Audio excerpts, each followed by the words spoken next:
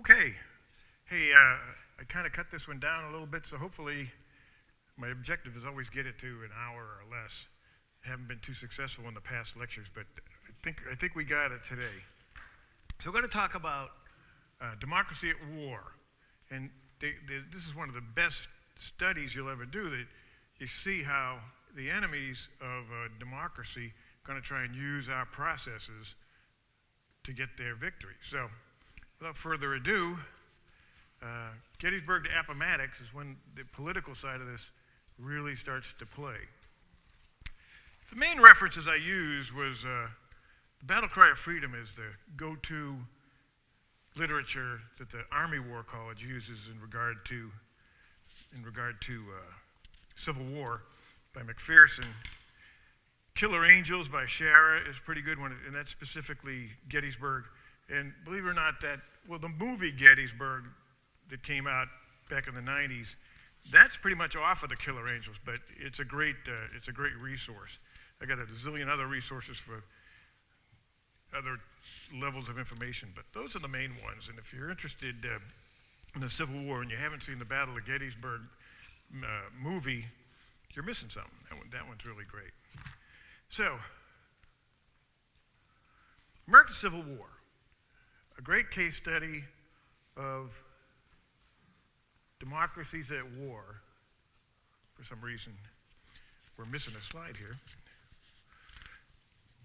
Democracy at war, before we get into this particular slide, is a very, very difficult challenge. You know, we've been through it a lot since the Civil War, where enemies have used our process against us. Who could better do it than Southern state Americans, knowing intimately the system? They didn't start out with a political strategy because they really thought back in those days it was going to be a decisive battle that would win the war. You know, the model for war for them was Napoleon. And what did Napoleon do? He'd go out and in a single day win a battle and conquer Austria. So they were kind of sort of expecting, we're going to have a big old battle and this is all going to be over. I don't think either side at the beginning thought this is going to become a prolonged war for any great length of time. So we're going to talk about that. The state of the Confederacy. Things are not going well in the Confederacy. By 1862, they're needing a quick resolution to this because they're already having some serious problems we'll talk about. They decide they're going to try and get into a decisive battle. And by 1863, they've made their second attempt at decisive battle. And because of the loss there, that's when they're going to change their military strategy with more of a political focus. General Grant comes in, and he's going to modify operations in the East to reflect the realities of war as he sees it. And we're going to see how the Southern strategy, their political strategy, almost wins.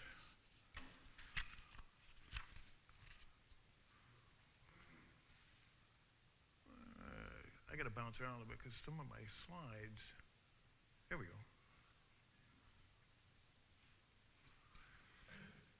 Here's a good illustration. You know, you can't talk about strategy and stuff in one of my lectures without bringing up Clausewitz again. And Clausewitz had this model for war. It's a simple triangle. It shows the government, the people, and the military. And he said, you know, basically, if you're going to go to war and be successful, you've got to have all three of your angles in really strong shape that are ready for war.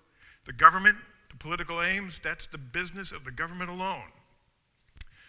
But you must have the passion inherent in the people as well. So the government is going to have to, if there's not some natural hatred by the people for the potential enemy, the government's going to have to rile that up, whether it's propaganda, whatever they're going to take, whatever it takes to do it. But you have to have passionate support for war from the people. The third realm covers the scope of capabilities. You have to have a military that's capable of it. The decision for war on the military part is pretty much, is it feasible that we could win? But the government's going to establish the policy that we're going to go to war. This is what we want to get out of the war. They need the people's support, and they need to have a military capable of doing it. So in preparing for war, leaders must shore up the three components. So Clausewitz also talked about centers of gravity, like what you would attack in an enemy country. And he talked about probably the number one target would be the army. Destroy the army. And Clausewitz was writing in 1820, you're probably going to win the war. But in a democracy, what could be the most critical center of gravity that he might have discussed?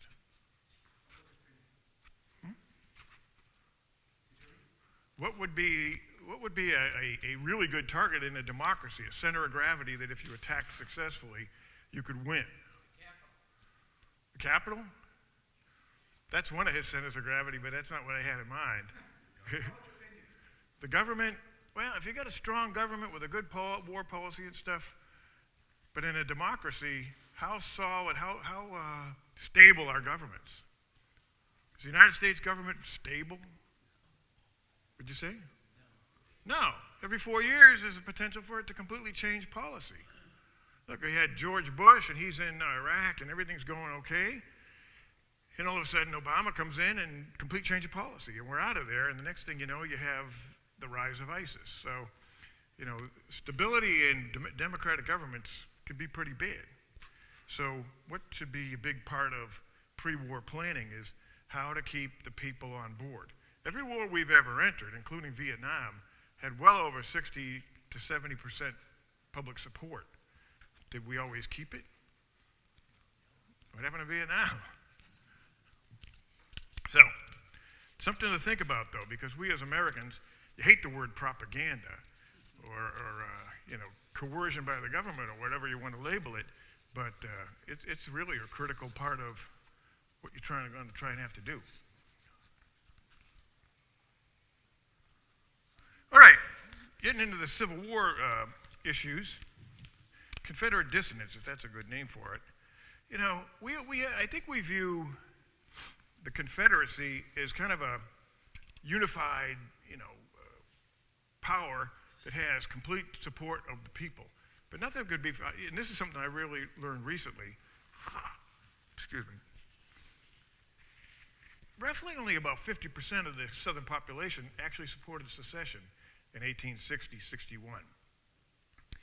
And some states, like Tennessee and Arkansas, was well below the 50% level. But it just shows you when you get some radical politicians in place and some of the mechanisms of government in these states, that they can kind of hijack the whole situation. So those countries voted for secession when the majority of the people didn't even support that. They got some other problems. Class conflict was huge in the South. There's a big disparity between rich and poor, and they conscripted or drafted, they drafted Southern farmers and individuals, and upper age limit was increased to 45 in 1862. It was devastating for families in that drought year.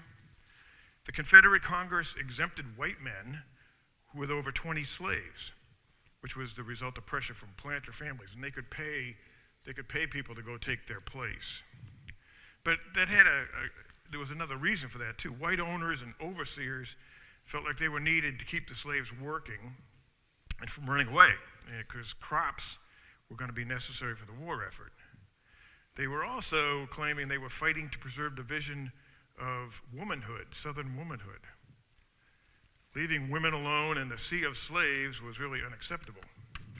So they granted special privilege to the planter class, so lower classes began to desert the army in large numbers.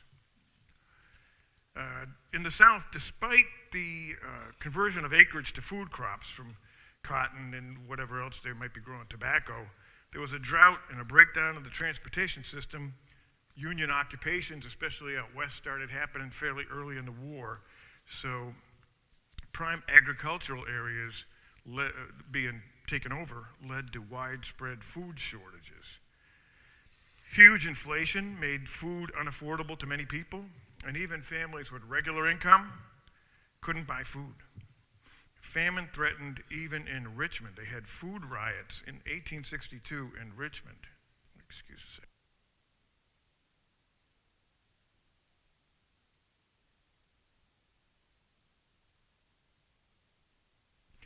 So women and children on small farms had a hard time as much as the city people.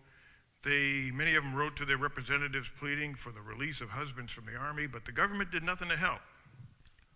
A lot of deserters got home, and they joined draft resistors in the back country. They formed guerrilla bands that resisted Confederate authority. They virtually ruled some counties, and they forged ties with anti-war unionists and secret societies. The rich man's war, poor man's fight was a theme that stimulated growth of movements and drained vitality from the Confederacy. So this is all by 1862.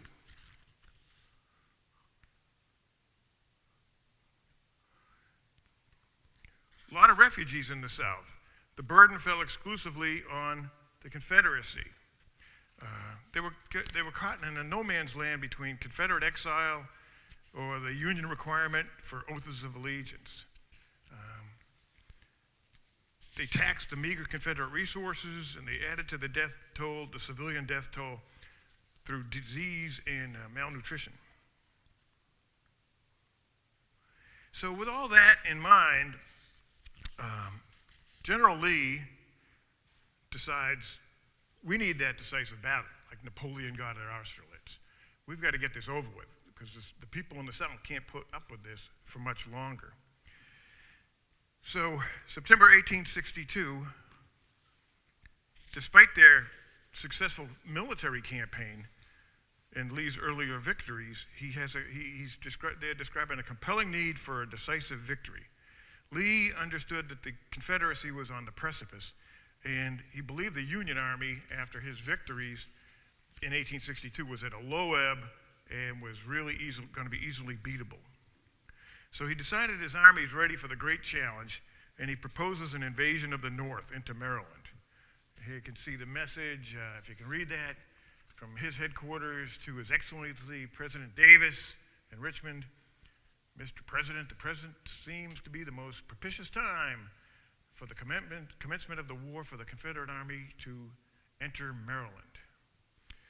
The goal was to reach the major northern states of Maryland and Pennsylvania, cut off the Baltimore and Ohio Railroad that supplied Washington, D.C. Several motives, which we already kind of discussed, but he needed to supply his own army, and he knew the farms of the North had been untouched, so they were rich. It's the fall, so everything's coming in, the crops are coming in, and he figured we can go up there and just basically feed ourselves for the next 6 months if we can ravage the place. He was already thinking about the issue of Northern morale. He knew the Confederacy did not have to defeat the North militarily. It merely needed to make the Northern populace unwilling to continue the fight. So there's that theme, back to the triangle. If he can weaken the resolve of the people, that's going to weaken the resolve of a democratic government, because we've got kind of a hyper-democracy. And politicians, every 2 years, Congress gets changed. So politicians have to be very, very sensitive to what the will of the people is. So the 1862 election was approaching in November. He believed that an invading army playing havoc inside the North could tip the balance of Congress to the Democrats. The second reason was Confederate invasion might be able to incite an uprising in Maryland, because remember, Maryland, despite the fact that they did not secede, was a slave state. So he felt like they're going to have massive support or sympathy for the Southern cause, and he thought maybe they'll come over. If we're up there and things go well, we can get the people of Maryland to defect. And Jefferson Davis believed if we're successful up there, foreign recognition could be a big plus, because if he could get Great Britain and France to support the cause, maybe with some military support, money, some financial support, that'd all be good. So 1862 we're still talking about. And Lee decides he's going to Maryland. And he gets up there and gets near a place called Sharpsburg, Maryland, and gets involved with a battle at a place the Union Army, and people in the North later call the Battle of Antietam Creek. He only had 55,000 men. And even though he had a much smaller force than the Union Army, which had about 80,000, he divided his force, just like he had done at a battle in the earlier battles. One of his subordinates said, "Sir, you know, this is pretty risky." And Lee says his adversary general was General McLellan, who was in command of the Army of the Potomac. And General Lee said to his subordinate, "Sir, are you acquainted with General McLellan?" McLellan had 80,000 guys marching to Antietam. McLellan, typical overestimation, he thought that Lee had 110,000 troopers. I mean, this is so typical of McLellan. Always overestimated by about 50% what the Confederates had. And Lee's assessment of the Union Army was very wrong. He thought they were broken and were going to be easily beatable. But in fact, the Union Army was really dying to fight. They were kind of a bunch of pissed off soldiers that really wanted to kind of redeem themselves. Along the way, along the route of march to Antietam, the Confederate plans fell into the hands of some Union soldiers, and it got to McLellan. So McClellan's like, "I've got him." But in typical McLellan fashion, if you're a student of the Civil War, you probably understand what I'm talking about. McLellan was relatively feeble as a general. He was a great guy for, if you wanted to have a training command and get people trained up and organized, he was great for that. But as a battlefield commander, not so much. So despite the intelligence coup, he still moves too slowly to be effective. September 17th, 1862, the two armies met near Sharpsburg. This one day was the bloodiest day in American history up to that point. At the end of the day, the Union forces had taken the field. Confederates withdrew to the outskirts of Sharpsburg. They were badly mauled. They were in an extremely vulnerable position. The end of the war was right in front of them for the Union Army. The end of the war was in McClellan's hands, according to most people that have done a real analysis of the balance of power at that stage. However, once again, McClellan fails to act, and he allows Lee to safely withdraw back to Virginia.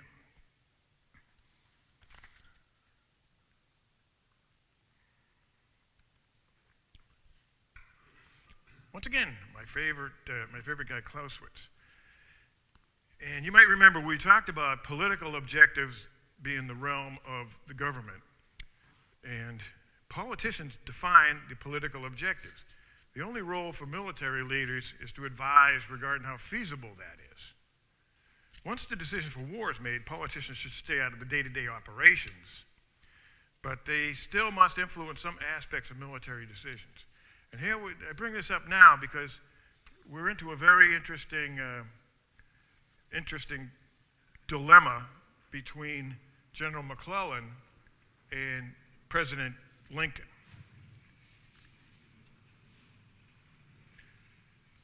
Because McClellan is involved at the Battle of Antietam and its aftermath in one of the most brazen cases of military insubordination. It's similar if you're familiar with the issue between Truman and MacArthur. United States policy by September 1862, established by the president. So that's policy. That's what military officers and leaders are supposed to be following through on. The United States policy articulated in Lincoln had evolved from initially subduing Confederate armies into the destruction of them and the subjugation of states in rebellion. And that sentiment really came from General Grant's experience out west, like the Battle of Shiloh was such a bloody, desperate battle.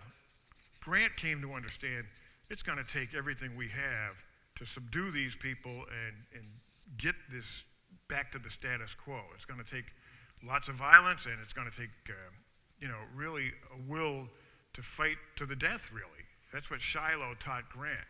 And Grant communicated that to Lincoln.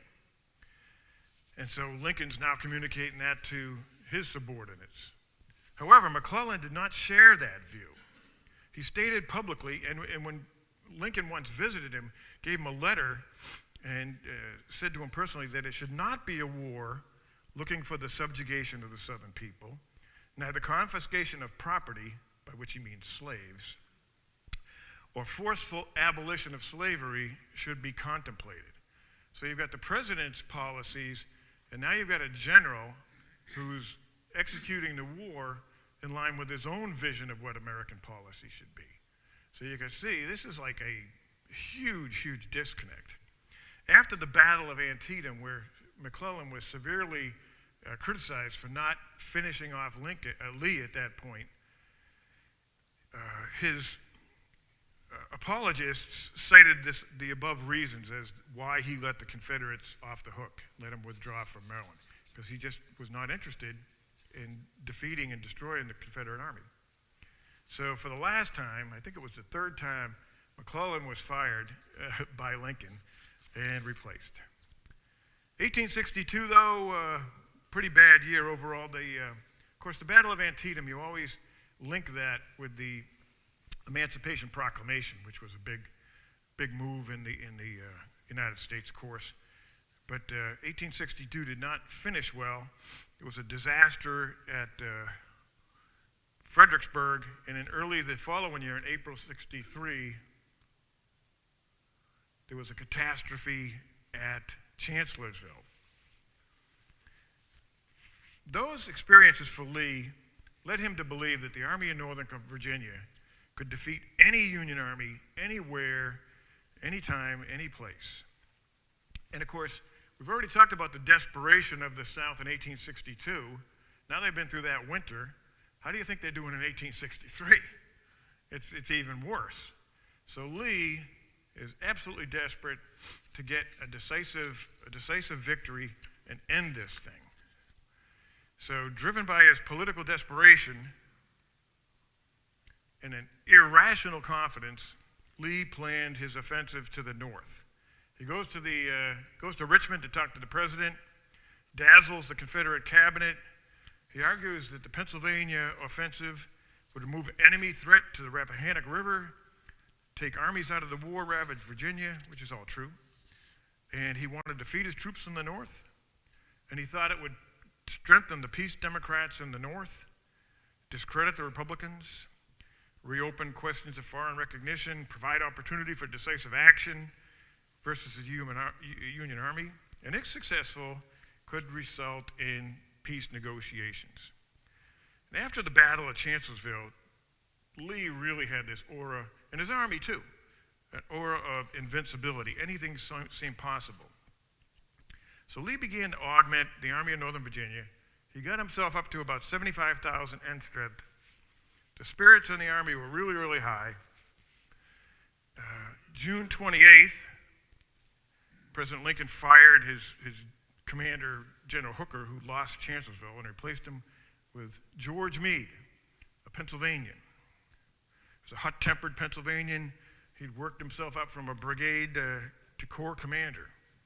Union Army morale and determination soared as they moved into Pennsylvania. Cheering crowds along the roads lifted their spirits. As the offensive moved forward, morning of July 1st, 1863, General Hill's, A.P. Hill's Corps approached the small town of Gettysburg to procure some shoes. But Gettysburg is an important town because there was a junction of 12 roads there, and it made it an important location to secure. Unfortunately for Hill, he found there more than local militia and pickets. If you've ever seen that movie Gettysburg and remembered General Buford and his cavalry force that was kind of surmising everything that was going along around the area, Buford makes a decision. It's an interesting military situation because he's a one-star general. But Buford is a one-star with his cavalry force. He's got 2 brigades, I believe, is what he had. He decides this would be a great place to fight the battle.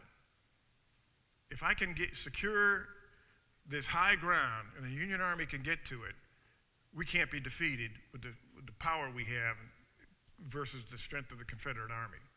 So Buford makes the decision, I'm going to fight here at Gettysburg. He fights on the northern outskirts. He lines up along the Emmitsburg Road out here where the blue lines are. Doesn't have that many guys. It's all cavalry. But they disarm, and they they have fences and stone walls to get behind. But the real secret to this fight is his guys have Spencer rifles. Any weapons guys out there knows what a Spencer rifle is? It's a rifle, the average southern or northern soldier had what? What kind of weapon did they fire? A musket or a rifle thing, but it was breech load. Yeah, and a good soldier with one of those weapons could probably fire 3 shots in a minute. That would be a good, and to fire and everything, that would be really, really good. Spencer rifle was a repeating rifle. It had real cartridges. It had a real bullet, as we think of them now.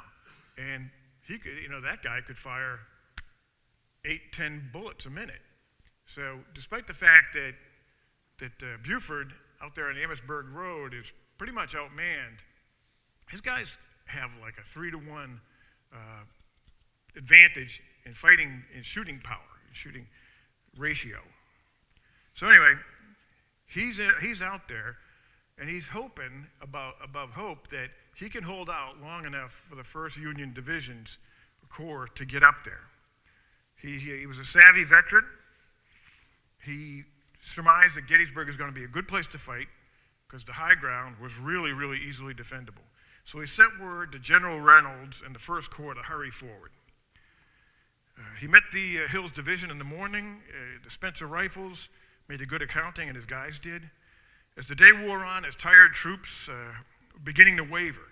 And it's like at that moment, the movie depicts this perfectly. Buford's up in the tower in the seminary looking back to the southeast for Reynolds, and all of a sudden Reynolds' flag comes over the thing, and Buford's like, oh, thank God. And he got there just in the nick of time. The 1st Corps falls into position, and the fight continues on July 1st. Later in the day, tragedy struck when General Reynolds himself, depicted there, he was considered the best corps commander in the Army, General Reynolds was killed by a sniper. He was relieved by General Abner Doubleday.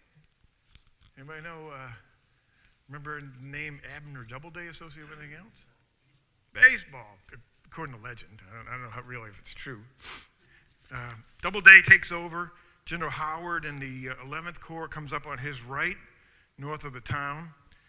In the afternoon, about 24,000 rebels faced 19,000 Yankees. Neither Army commander, Lee or Meade, is on the field yet. So all these decisions, it's very, very interesting for the Army guys especially. They pull this apart. Very, very interesting. A 1-star makes a decision to fight there. The 2-stars show up and they decide, yeah, we're in. And the commanders aren't even there to tell them, no, yes, maybe. But as the day wears on, it kind of takes on a life of its own. So Ewell sweeps forward against Howard to the north of the town, and Lee is now arriving on the scene. He senses an opportunity.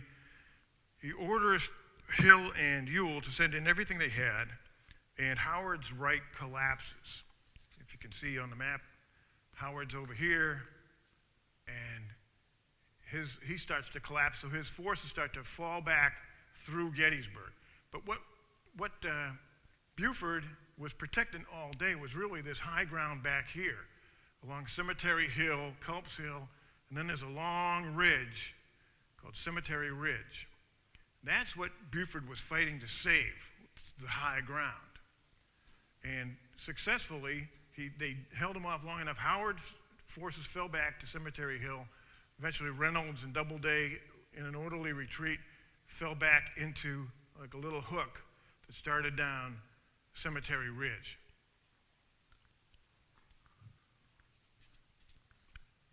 So far, it appeared to be another great Confederate victory. But on July 2nd, things were different. In the evening, early evening of the 1st, Winfield Scott and his corps came along. He took temporary command. He placed Union troops all along Cemetery Ridge to the base of the Little Round Top. So it's starting to look like kind of a fish hook. Culp's Hill down to Little Round Top's down here, but that's about as far as Hancock could extend. Eventually, Sickles and his corps comes up and they finish the line down to the base of Little Round Top. Not they didn't take Little Round Top, but the line came down to it. Sickles, this is going to be a very interesting story.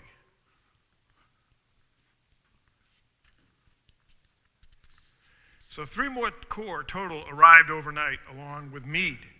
So they made up a pretty formidable position. They had the high ground along Cemetery Ridge in the hills, Cemetery Hill. They had interior lines, which means they could shift forces around. Studying the position for the Confederates, Longstreet concluded this is too strong to attack, and he urged Lee to move to the south, find good defensive ground between Gettysburg and Washington. He wanted to do tactical defensive fighting, which the Confederates were superior at, like they did at Fredericksburg. However, Lee is caught up in victory fever, and day one only made him more overconfident. He thought Longstreet's recommendation was bad for morale. He said it would appear to be a retreat. The enemy is there, and I am going to attack him there, he said. Longstreet said, if he is there, it is because he is anxious that we should attack him there. And despite Longstreet's reluctance, Lee assigned him to attack the Union left. Ewell was ordered to demonstrate, basically feint an attack against the right as they pulled troops away to support the left. If the plan worked, the Union position would crumble. Longstreet was late getting started. His attack didn't really get going till about 4 p.m. And he did not find the Union left on Cemetery Ridge as he had thought. General Daniel Sickles, an interesting character, commander of the 3rd Corps, without coordinating or communicating with General Meade, decided he didn't like his position on Cemetery Ridge. The ridge kind of got a little shallow down towards here, and maybe not quite as a good defensive position. As he looked out across the field along the Emmitsburg Road, the ridge really kind of went that way. So Sickles, on his own volition, says, I think I'm going to move out here. And Sickles unwittingly runs right into Longstreet's assault on the left flank. Anybody know much about Dan Sickles? How he became a general? Interesting character. He was a politician in New York, in the old corrupt Tammany Hall thing, or whatever they called it back in those days. And he recruited tons and tons of police and firemen to go into the Union Army. And for his efforts, they said, Dan, you get to be a general. He's like, yeah, sure, why not? Sickles had another interesting little feature in his life. He's the first guy. Well, here's the story. He was an old guy, as you can see, and he was married to a really young, voluptuous, energetic, enthusiastic young woman. And apparently, Dan wasn't too good at keeping up with her wants and desires. So she gets involved with a guy named Key. I can't remember his first name, but I think his grandfather was Francis Scott Key. And Key and her were having a thing. And it was kind of sort of public knowledge, but Sickles was old and he just liked having the trophy wife, so he never made much fuss about it. But one day, somebody comes running into Sickles' office in New York and says, Sickles, your wife is down there with that cad, Key. So now kind of like it's been made public knowledge that that Sickles knows. So Sickles grabs a gun, runs down, finds them in bed, and shoots and kills Key. So he goes to court for murder, charge of murder, and he successfully uses, in the first time in American judicial history, as far as I understand, the temporary insanity defense. Like he was so enraged by this cad that it was justice and he got off the hook in New York. He got off the hook. Later becomes this general. Not. Can you hear me? Yes. Sickles moved his line out, obviously, along that bridge because where he was not high enough. That's what he thought. I know exactly when I've been there, so I know what it looks like. But do you think, even though he got pushed back, do you think he was right in that decision? It sure would have been nice to coordinate with the commanding general, whether he was or not, because what he did was make Hancock's flank hanging in the air. So any kind of breach, and if you don't know, basics of infantry tactics is flanking a opposite side's position is going to be devastating. If you get flanked, you can't now wield the firepower to stop that force. So that's the danger of it. And so maybe he didn't anticipate that Longstreet and Hill and everybody else is going to be coming this way. Probably didn't, and he thought he could establish that position. But nevertheless, this is such an incredible breach of military protocol.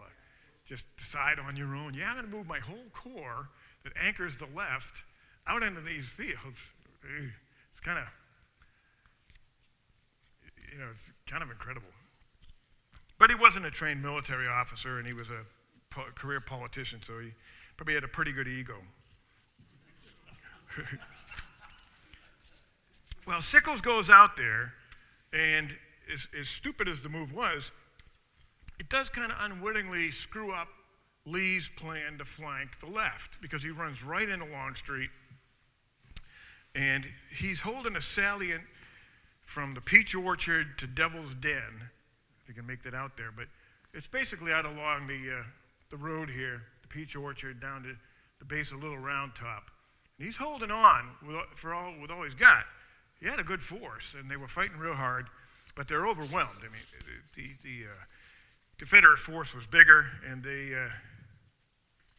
so they eventually start to attrite a lot of Sickles' force.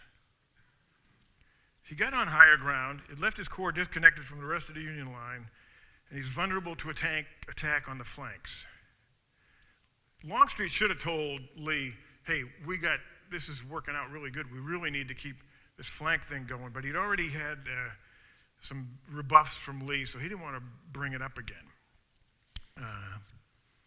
Sickles' corps became cut off in the salient.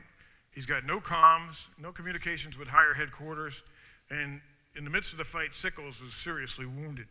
The entire Union Army left flank is exposed all the way down to the Little Round Top, and Hancock's left is hanging out in the air.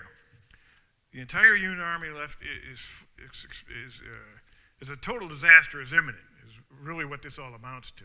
Because Sickles and his corps really can't hold out there, and things are going south quickly.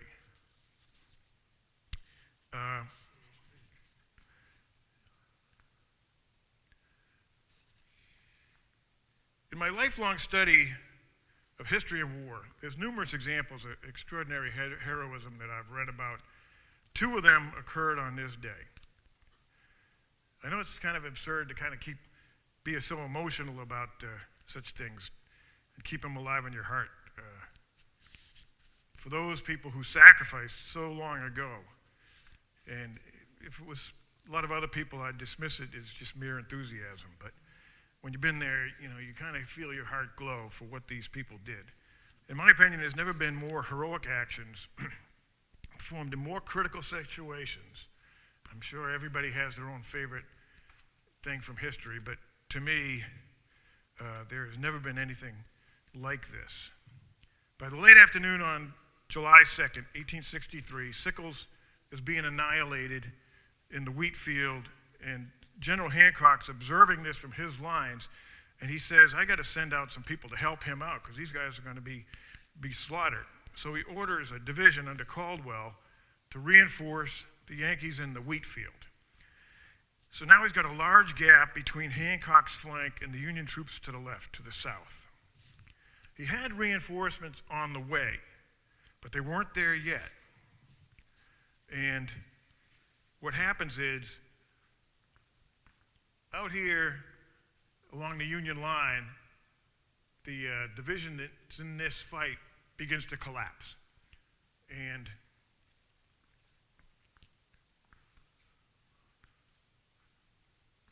it was Humphrey's division begins to collapse out here. And these guys are, where you see these blue lines, they have moved to the south. So Hancock's line ends here.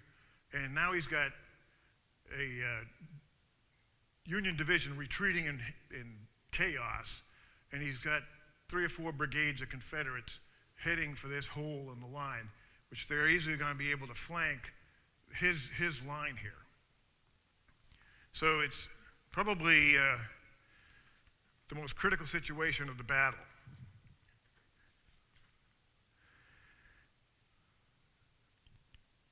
About 18:30 in the afternoon, 6:30 p.m., the only troops in the area that Hancock could find were the 1st Minnesota Regiment. Now, a regiment, when it starts out, is about 1,000 men. But the 1st Minnesota had been in the war since 1861. They're veteran fighters, but there's only about 262 of them.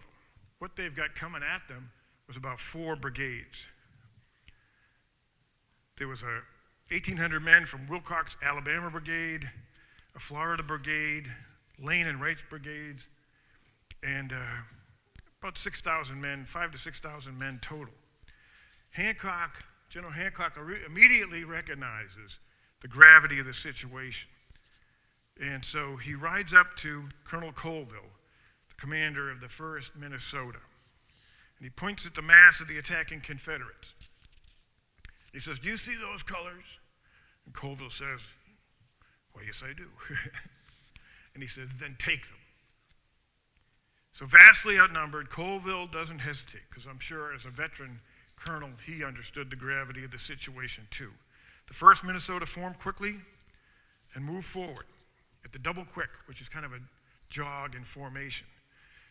But they start getting decimated immediately, so they spontaneously break into a dead run straight towards the Confederates, right into the left flank of Wilcox and the Alabamans with bayonets. The Florida Brigade turns to counter the charge. They're outnumbered about 15 to 1. The Minnesotas were plugging the gap. As the charge culminated, Hancock got his reinforcements in place along the ridge and took the rebels under fire. The Minnesotans were now in a melee in the midst of the rebels. Colville went down, as well as 3 color bearers. For about 15 minutes, they continued their suicidal attack. Union reinforcements had plugged the gap, and Humphreys' division had rallied under Hancock's direction. The Confederate opportunity to rupture the line had slipped away. Of the 262 Minnesotans that had made the charge, only 47 reformed around the senior surviving officer, but they had held the line.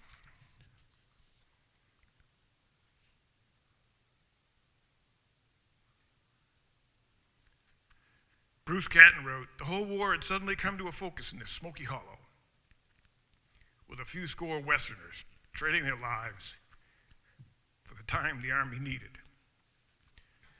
They had not captured that flag that Hancock had asked them to capture, but they still had their own flag and a great name.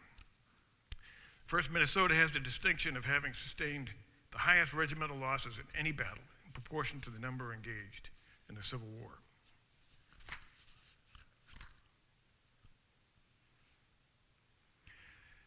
Another crisis has taken place almost concurrently.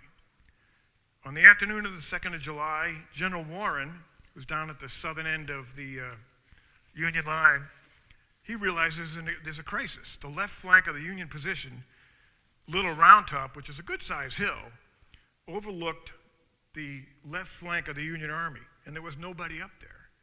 So it was key to the Union position. Warren got the 5th Corps commander to rush troops to the front, and the 20th Maine Volunteer Regiment was placed on the extreme left flank. As the Mainers rushed into position, within a little while they came under attack by a Confederate brigade from Alabama. The first rebel attack was only repelled after troops from both sides actually intermingled and were in hand-to-hand fighting, and the rebels were driven off. Subsequent attacks crested right at the main line. As you can see, the first positioning of Joshua Chamberlain, he was a commander of the 20th Maine, was a straight line across near the crest of the hill. But as the day wore on, the Confederate forces, the more brigades came up, they kept trying to work around his flank. So the 20th Maine, which is only about 350, 360 soldiers, had to extend their lines into almost like a V. And keep this picture in mind, because at the culminating point of the battle, Chamberlain's forces are like this.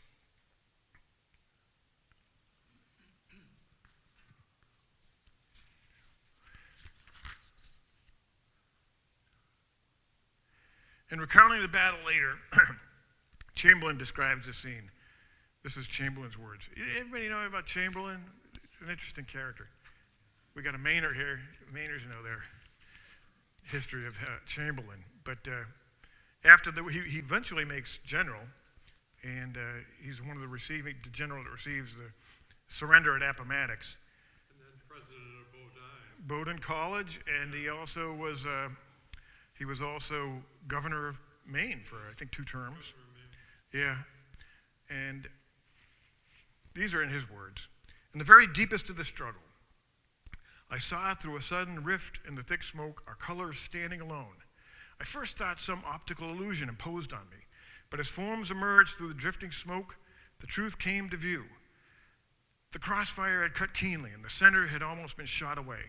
Only 2 of the color guard had been left, and there, fighting to fill the whole space, and in the center, wreathed in battle smoke, stood the color guard, Andrew Tozier.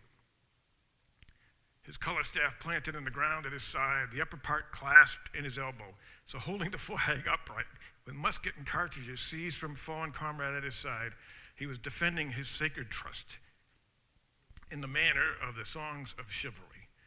It was a stirring picture. Tozier was awarded the Medal of Honor, presented by the President of the United States. Confederate attacks continued in waves, each more intense. At the height of the fighting, a bullet struck Chamberlain's leg, but he had his sword scabbard, the metal scabbard, actually blocked the bullet. Relentless rebel attacks shredded the Mainers' ranks. Their ammunition began to run out. Chamberlain was also able, though, to observe, and that was probably his key talent, is to understand the battle. He had an intuition for the battle, and he observed that the Confederates were exhausted as well. He assumed they were run low on ammo also. In a lull in the fighting, he gathered his officers together, and he ordered them to prepare for a bayonet charge with a wheel from the left across the side of the hill. So if you remember what it looked like, there was like his lines formed like a V.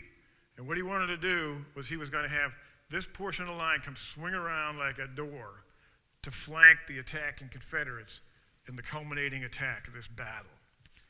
His officers looked at him with incredulity. They're like, what? Bayonet attack? We're outnumbered like 5-6 to 1. But he proceeded, at the order of bayonets.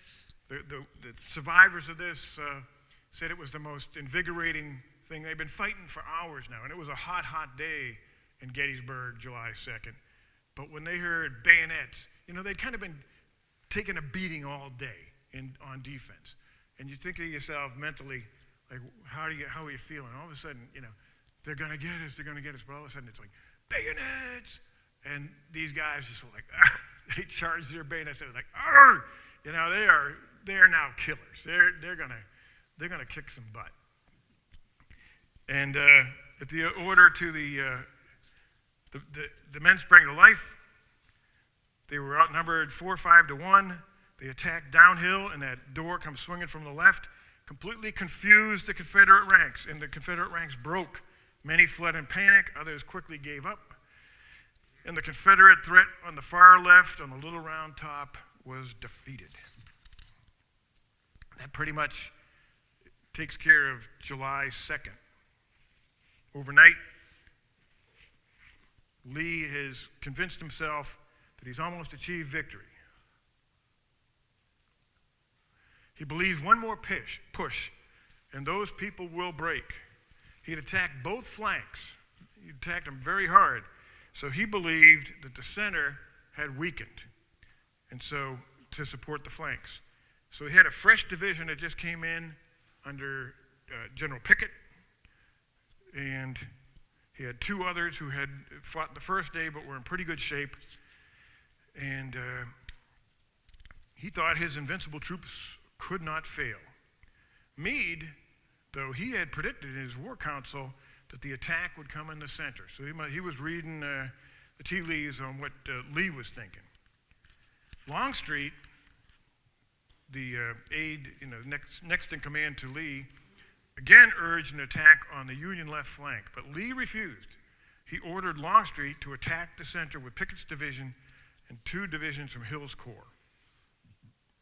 15,000 men are going to advance 3/4 of a mile across open fields and assault dug-in infantry supported by ample artillery. Longstreet claims to have said, "General Lee, there never was a body of 15,000 men who could make that attack successfully." Lee replied that they had done it before and they would do it again. Longstreet ordered the heaviest Confederate bombardment of the war to soften up the enemy point of attack. At 1:07 p.m., they began to fire. Pickett's charge is a watershed event in human history. For almost 2 hours, over 300 artillery pieces dueled. The roar could be heard in Pittsburgh, 225 miles away. Despite the sound and fury of Hancock's Union line, despite the sound and fury of Confederate artillery, Hancock's Union line suffered little because they were on higher ground, and there's always a tendency to overshoot. And so he was in pretty good shape despite the bombardment. Finally, about 1500, 3 p.m. to civilians, Longstreet ordered Pickett forward. 11 brigades, a mile wide, began an advance across the field. It's remembered with awe by all those who saw it till their dying day. It kind of represented the Confederate war effort in a microcosm: matchless valor, apparent initial success, and ultimate disaster. As infantry poured across the field, the Union artillery erupted. They'd saved plenty of ammunition during this artillery duel, and so they kind of ceased fire to lure the Confederates to attack and into a trap. So as the Confederate forces came across the field, a huge percent of them were retreated by artillery. Yankee infantry opened fire at about 200 yards, and it was becoming a concentrated attack on the center. Union Federal forces could move out on either of the Confederate flanks and start to attack them out in the field.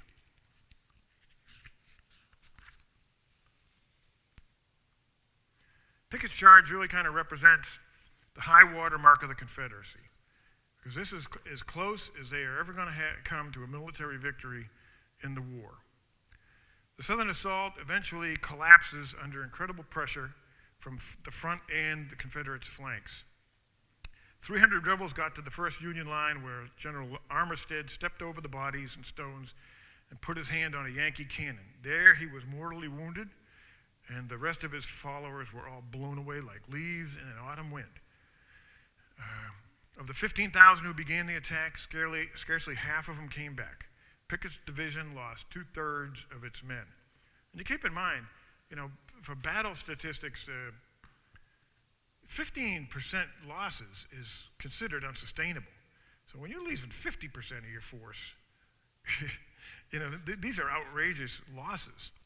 As survivors made it back, they met Lee, and he was bemoaning the fact that it's all my fault. Meade did not counterattack, a decision he has been criticized for ever since. He had 20,000 fresh troops, but he said, "We have done well enough," he told one of his subordinates. The Battle of Gettysburg news electrified the North. Victory, Waterloo eclipsed, the Philadelphia Inquirer said. Results of the victory were priceless. Lee's invincibility was broken, a final nail in the coffin for hopes of European recognition of Confederacy. Victory was expensive, 23,000 Union casualties. That's dead and wounded. 28,000 for the Confederates. That was more than 1/3 of their army. But what's the difference in those figures?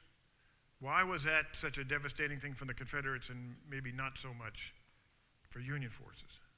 Union had more troops. Sure, we have far more manpower resources to continue, but the South, everybody in the South, remember, the draft age was up to 45, so anybody relatively fit was already in the Army. So there was no replenishment troops coming in, except little kids that might be growing up. Lee was profoundly depressed. He tendered his resignation to President Davis, which was rejected. Though the war would continue another 22 months, Gettysburg was the turning point. And the big point of Gettysburg and why it's so critical is Confederate forces are no longer capable of military victory. And this goes back to that political theme I'm talking about. Up to now, they were convinced if we can win a decisive victory militarily, we can win.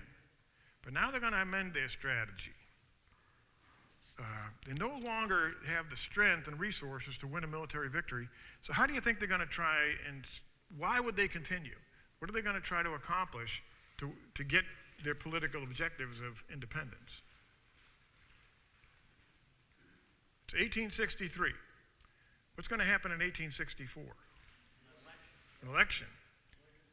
So how would you make, this is the theme of democracies at war, how do you make democratic peoples like Northerners, who are very religious, family-oriented people, how do you make them not want to fight anymore?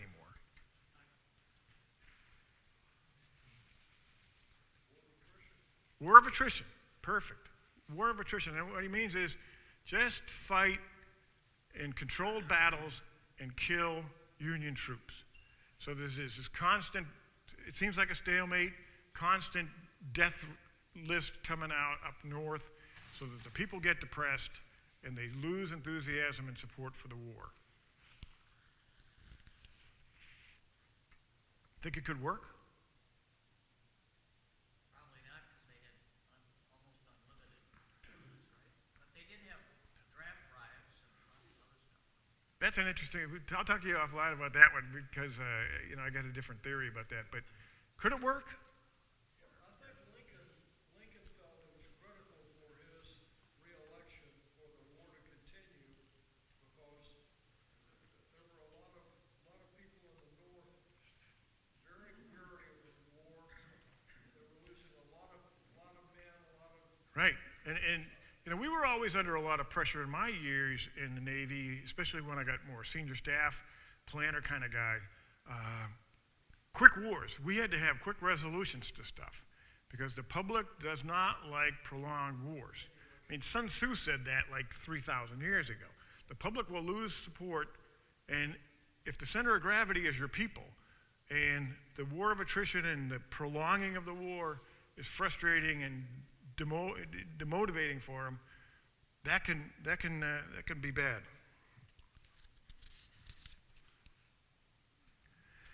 One of the other good things that came out of Gettysburg is the opportunity when they dedicated the cemetery in November.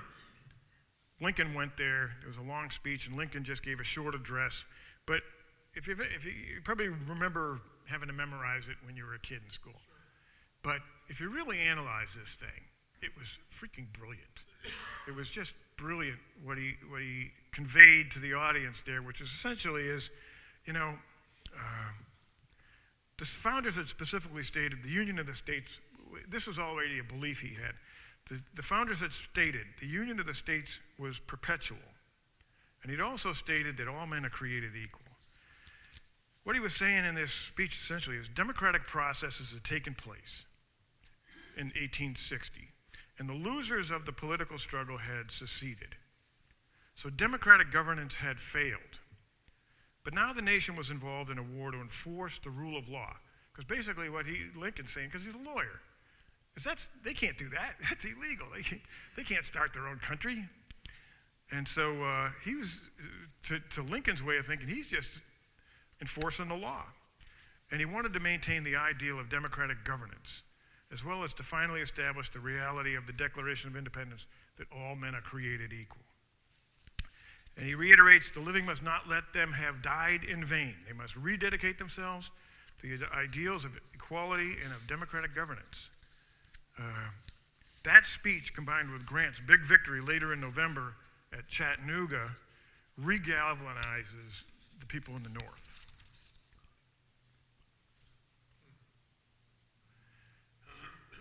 So, following Gettysburg, and one thing you notice up until this point in the war, if you've ever studied this war, what was each year like? You know, you get into the campaign season because they never fought in the wintertime.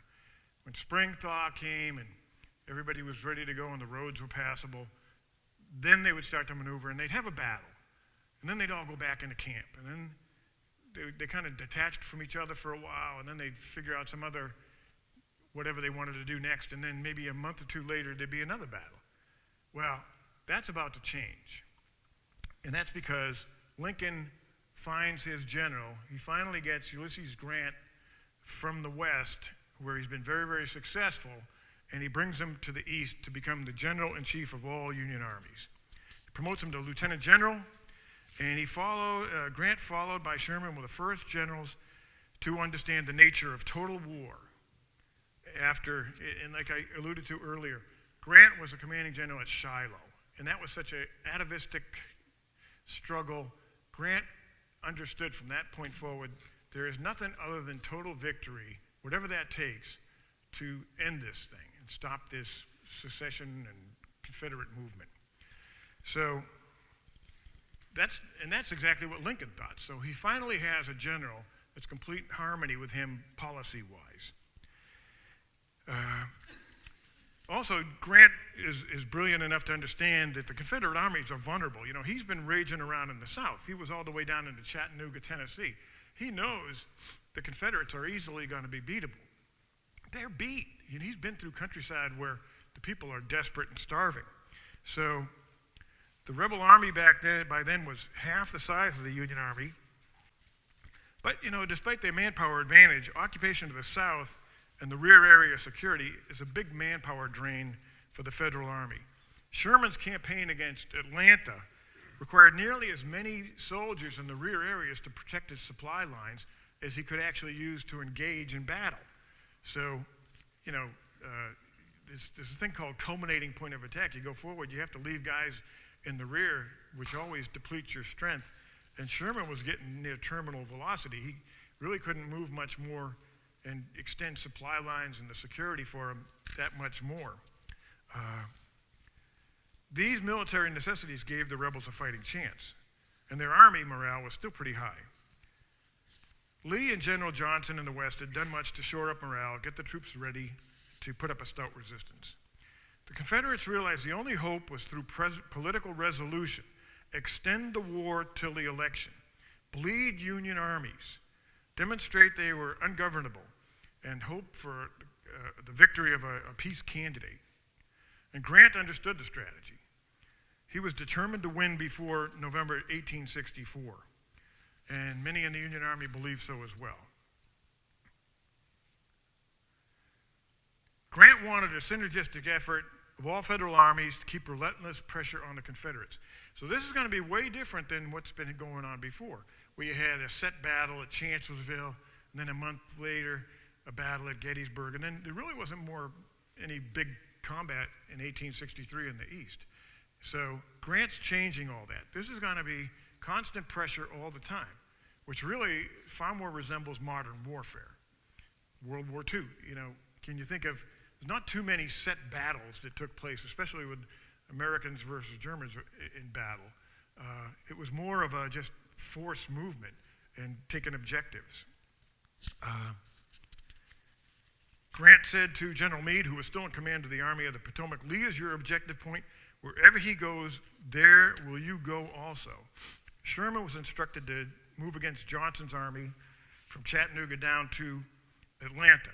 Get into the interior of the enemy's country as far as you can, inflict all the damage you can against their war resources. So that's beginning the campaign of 1864 for the Union. Whatever happens, there will be no turning back, is what Grant had told the president before the campaign kicked off. He attacked Lee through the wilderness in Virginia. Now, the Virginians had intimate knowledge of the terrain, gave him a lot of advantages, but Grant didn't care. Tough fighting Yankees held important ground. A Union attack on Lee's flank almost gained a spectacular success. They almost captured Lee, basically. But tough brigades from Longstreet's corps arrived in the nick of time to save the day. A subsequent Confederate attack on the Union right led to a short-term success, and high anxiety in the Union headquarters. A distraught brigadier general gallops up to Grant on a lathered horse to report all was lost. Lee was repeating his success of the year before. Grant was dismissive. He says, of Lee's superhuman capacity. He says, I am heartily tired of hearing what Lee is going to do. Some of you always seem to think he's going to turn a double somersault, land on our rear, and both flanks at the same time. Go back to your command and try to think what we are going to do ourselves instead of what Lee is going to do. Well, Grant walks the walk. He said he was going to fight him, and he's going to fight him. He fights in the wilderness, takes over 17,000 casualties in 2 days. He maneuvers around Lee's right to attempt to seize crossroads town of Spotsylvania. The army thought, we're pulling out, we're going to retreat again, but their morale really soared when they realized that they're just continuing to attack, and there's no retreat. Some veterans considered that the turning point of the war. Many began to sing on the march, and for the first time they stayed on the offensive. Confederate armies made it to Spotsylvania. They dug tough fortifications, an elaborate network of trenches and breastworks, artillery emplacements, and cleared fields of fire. They built the strongest field works of the war thus far.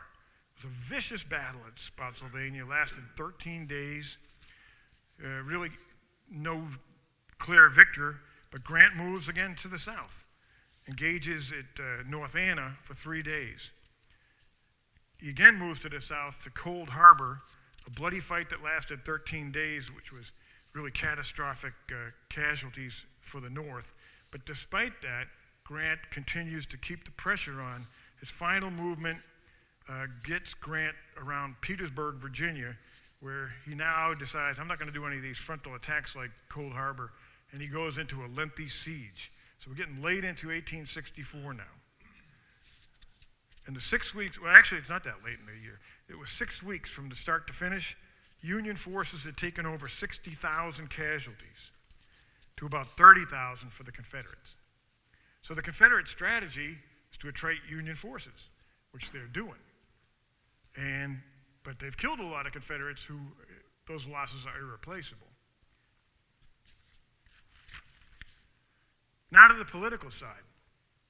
Northern population was optimistic beginning 1864, when the campaign season begins. But this high attrition in the East, and General Sherman was bogged down around Atlanta, created a huge drop in the optimism and the support for the war.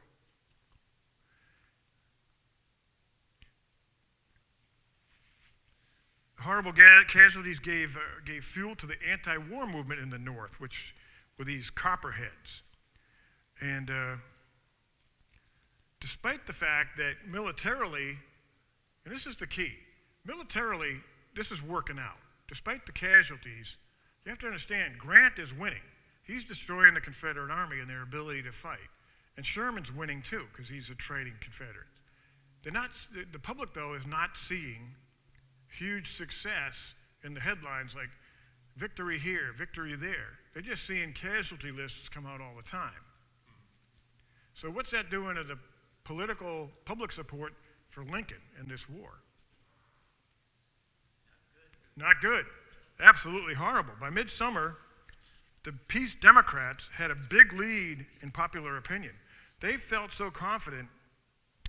Copperhead groups had planned violent subterfuge to free prisoners, Confederate prisoners, cause chaos in the North. Ultimately, they felt so confident in political victory that they didn't do it. They never executed their plans for all the subterfuges they were going to do. Old General McLellan becomes the candidate for the Democratic Party. And the Democratic Party's platform basically was, well, here it is. After 4 years of failure to restore the Union by the experiment of war, we demand that efforts be made for immediate cessation of hostilities with a view to an ultimate convention of the states or other peaceable means. And it was a crucial difference between past Democratic policy. It made peace the first priority, union of the states is the second priority. So essentially they're saying, we will let them go. if McLellan had been elected in 1864, the Confederates themselves were pleased. The Charleston Mercury wrote, "McClellan's election on this platform must lead to peace and our independence, provided that for the next 2 months we hold our own and prevent military success by our foes." And that's been working well because they've been doing really well playing defense. Unfortunately for the Confederacy, there's a big but. Someone doesn't get the memo. The Confederates, General Johnson, fighting down around Atlanta, is doing a superb job playing defense and trading Union troops, but for some reason, somebody in their hierarchy decides, oh, this defensive fighting and everything is bad, and they replace Johnson with General Hood, who's a very aggressive, offensive-minded general. So August 26, 1864, after months of sparring, Sherman feinted a retreat from the siege of Atlanta.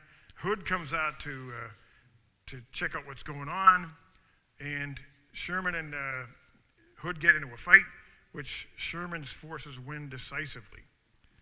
It compelled Hood to abandon Atlanta on 1 September. The Yankees march in with bands blaring. The impact cannot be exaggerated. Cannons boomed, 100-gun salutes in northern cities.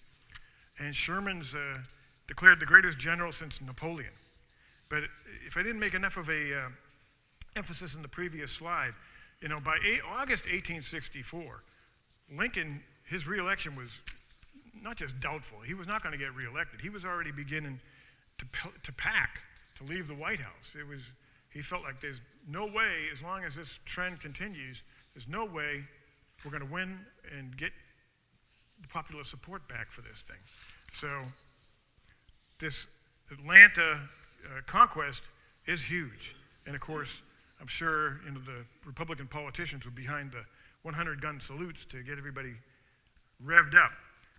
Additionally, in the summer of '64, Confederates took aggressive action under General Early in northern Virginia. He threatened, he's just rampaging around. It wasn't a huge force and it wasn't a serious threat, but he threatened Maryland and Washington, D.C., and just not looking good in the public eye, like we can't even control this area in northern Virginia. Grant orders General Phil Sheridan to go after Early and follow him to death. He spars with Early for about 6 weeks until September at Winchester, Virginia, and 2 divisions of his Union cavalry roar down on Early's flank and essentially annihilate Early in that threat. That rapidly moving campaign followed up with another victory at Strasburg. Early is finished as a fighting force. Then Sheridan proceeds to carry out the second part of the mission, turn the Shenandoah Valley into a barren waste, so that crows flying over it for the balance of the season will have to carry their provisions with them. So the decisive political issues are 1864, capture of Atlanta. News from Atlanta caused McLellan to repudiate the Democratic platform. He said, "The Union is one condition of peace. We ask no more." Peace Democrats fumed. They felt like McLellan had betrayed them. Republicans were braced by the news. The Secret Service continued to uncover Confederate and Copperhead cooperation in subversive activities in northern states. And the newspapers proclaimed rebellion in the North, plot to overthrow the government. So Democratic support just completely eroded. The Sheridan's victory kind of cemented it. It was enough to boost Lincoln, and Lincoln easily wins re-election. One of the other keys was the Republicans were labeled Democrats as traitors. They were linked to subversive activities. One of the other things that came out as areas of the South were liberated, northern prisoners, there was a lot of atrocities they claimed in the southern prisoner of war camps. And that really went against, it really angered the people to have the Southerners punished for that. But the biggest issue was war itself. Sherman and Sheridan victories led many to believe in total victory. Now back to Grant and General Lee. They've camped out around Petersburg, Virginia since the summer of 1864. We're now into 1865.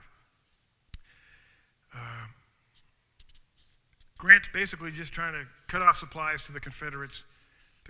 That siege had been going on for 7 months through the winter, and Grant's biggest concern now becomes Lee is going to try and evacuate, trying to link up with General Johnson and go after Sherman.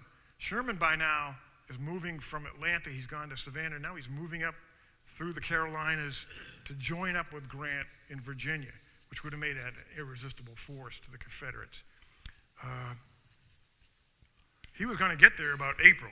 So Lee feels like, I got to get out of Petersburg. I got to link up with Johnson, and we'll have to defeat him piecemeal. I'll fight Sherman first, and then we'll figure out what to do about Grant. March 29th, there's some movement, and eventually the Union and Confederate forces start to have some smaller battles.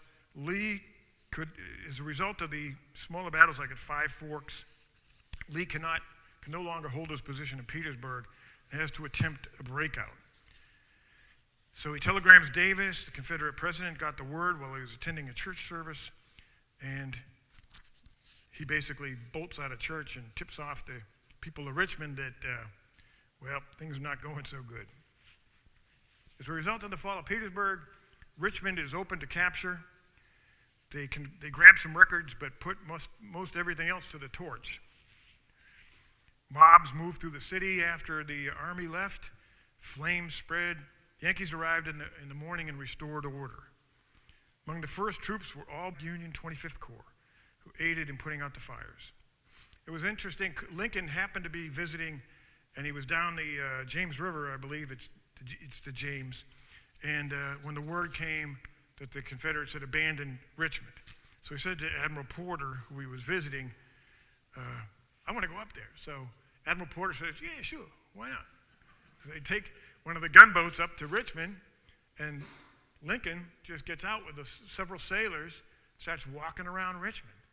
And the only people in Richmond were now liberated slaves. There was really no white people or army forces there or anything, just African-American slaves. And can you imagine? You've been through a lifetime of slavery and subjugation and whatever life was like, and all of a sudden you look out the window and you see Abraham Lincoln walking down the street. This is like, it's got to be like a vision of God to them. Because they come out and they surround Lincoln as he's walking around, and they just almost. Jefferson Davis, I believe he sat in his chair in his office, didn't he? Yeah, I think he did. Anyway, they're shouting, glory to God, the great Messiah. The Appomattox campaign continues on for a couple more days. Lee had 35,000 men. He tried to do a rendezvous out 30 miles west of Richmond.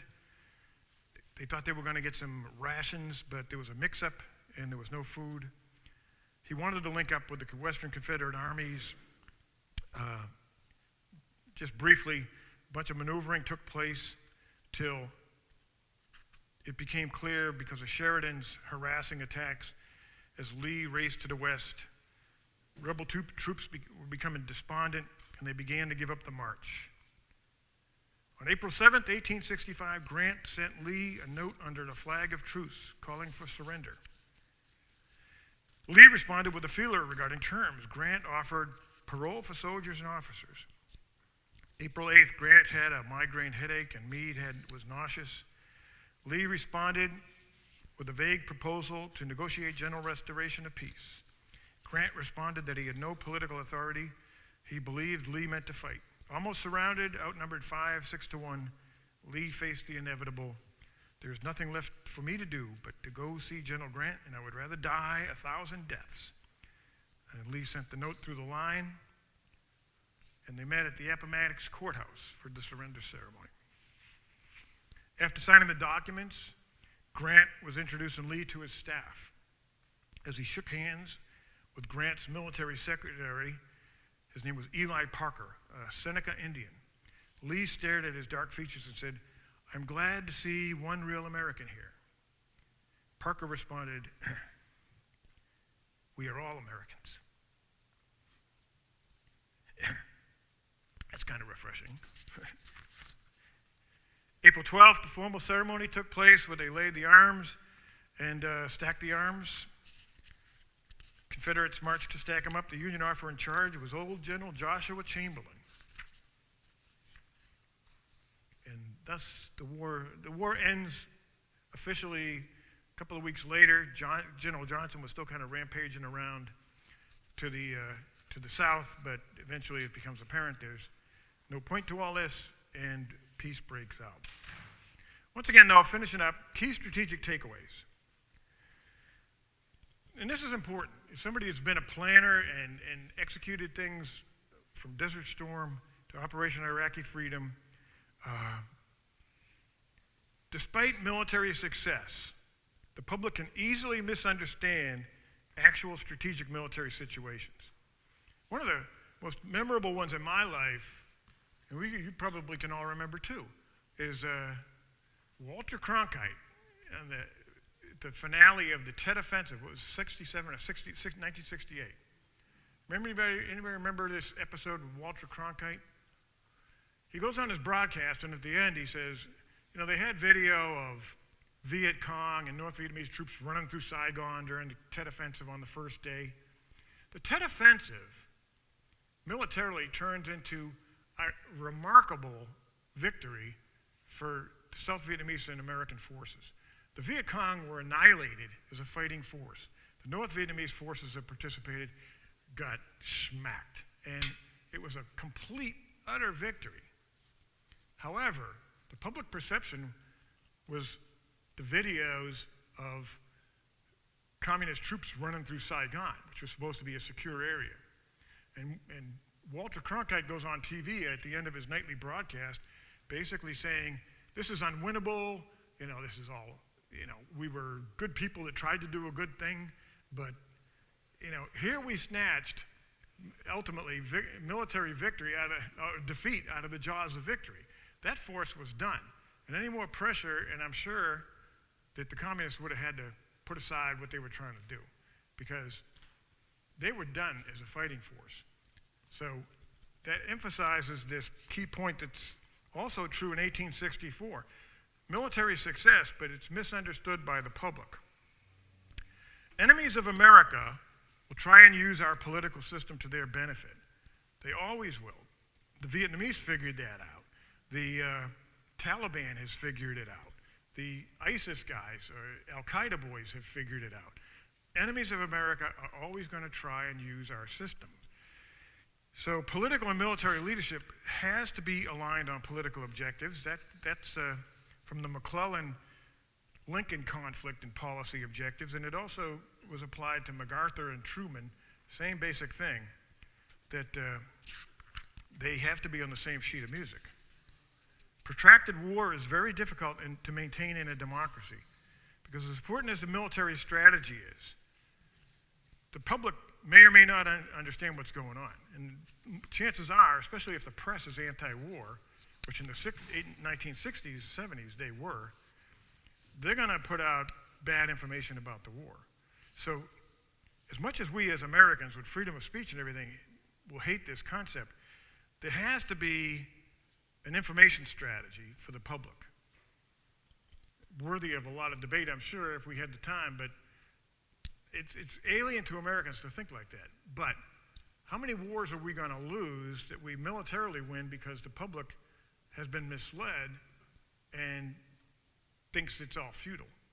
So that, as a guy that's been through issues and seen them go to hell because the public support waned, it's kind of near and dear as far as a lesson learned to me. So protracted war is difficult to maintain in a democracy because democracies are not set up to fight wars, especially prolonged wars. Does anybody have any questions? It's interesting that Lincoln was assassinated before the war was over. Yeah. A note about Grant. We've been talking about Grant. There was a mini-series out about him, but I also read his personal autobiography. You think you know anything about General Grant, everything you think you know about Grant probably isn't true. The reputation of him being a drunk and corrupt politician and all the negatives about him. That kind of reminds, if you take the view that, like what they did to Trump in the media, or what they did to Dan Quayle, you know, how the media just bashed him and painted a picture of them because they hated him. Well, the Redeemers, after the Civil War in the South, remember, Grant is the president during Reconstruction, and he's determined to have a successful Reconstruction that's going to bring back, secure rights for the African Americans, but also, you know, bring back the Confederate States into a good form of union with uniform laws and civil rights for everybody. Well, the Redeemers, who want to bring back the old ways in the South, are determined to fight that. And they had a lot of allies, even back in those days. The Democrats controlled the northern press. So they continued this constant barrage of anti-Grant type of stories and propaganda that over the course of history, and it's never really ended up through the 20th century into the 20s and 30s. All this anti-Grant sentiment. Same thing with General Sherman, and really unfounded. You know, I most highly recommend to you that miniseries. It just was on the History Channel, Grant, because it really kind of shows him in a different light. And guy was brilliant, fearless, and highest, deeply ethical individual. All right, does anybody have any questions? I know I droned on a long time, and I did go a little past an hour, I think, but didn't do too bad. Good? You good? Thank you.